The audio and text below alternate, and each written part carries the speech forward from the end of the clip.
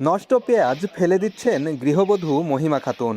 1 বিঘা জমির পেঁয়াজ বিক্রি করতে না পেরে লোকসানে পড়েছেন তিনি। একই অবস্থা মেহেরপুরের বেশিরভাগ চাষির। সংরক্ষণ করতে না পেরে তাদের পেঁয়াজ পচে গেছে। শস্যটি সংরক্ষণের জন্য দেয়া কৃষি বিভাগের এয়ারফ্লো মেশিনগুলো কোনো কাজে আসছে না। সংরক্ষণাগারেই পচে নষ্ট হচ্ছে পেঁয়াজ। এতে উৎপাদন খরচ তো উঠছেই না, বরং ক্ষতির মুখে পড়ছেন এ অঞ্চলের চাষিরা।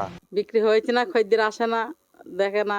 4 ভাগের 3 ভাগ পচে গেছে বলা যায়, আর 1 ভাগ থাক। এই মেশিনের দ্বারাতে এই পেঁয়াজ সংরক্ষণ করা আসলেও সম্ভব না। জেলায় শুকসাগর জাতের পেঁয়াজ প্রতি বিঘায় 200 মণ পর্যন্ত উৎপাদন হয়। সংরক্ষণের সঠিক ব্যবস্থাপনা থাকলে দেশের চাহিদা মিটিয়ে পেঁয়াজ রপ্তানি করা সম্ভব বলছেন চাষিরা।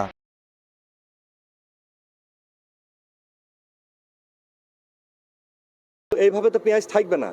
এখন কিভাবে পেঁয়াজটা সংরক্ষণ করা যায়, আরো উন্নত প্রযুক্তি যাতে আমাদের কাছে আসে, আমরা এটাই আশাবাদী। মেহেরপুর, চুয়াডাঙ্গা, কুষ্টিয়া এই অঞ্চলেই শুধু পেঁয়াজ চাষ করি, তাহলে আমাদের দেশীয় ঘাটতি পূরণ হয়ে আমরা বৈদেশিক রপ্তানি করতে পারবো। সারা বাংলাদেশের প্রয়োজন নাই। এয়ারফ্লো মেশিনে ত্রুটি থাকতে পারে, আর কৃষকদের দাম ফেরত দেওয়ার বিষয়ে আলোচনা চলছে জানালো কৃষি বিভাগ। পাশাপাশি নতুন প্রযুক্তি হিসেবে কোনো চাষি ক্ষতিগ্রস্ত হচ্ছে কিনা তা খতিয়ে দেখা হচ্ছে।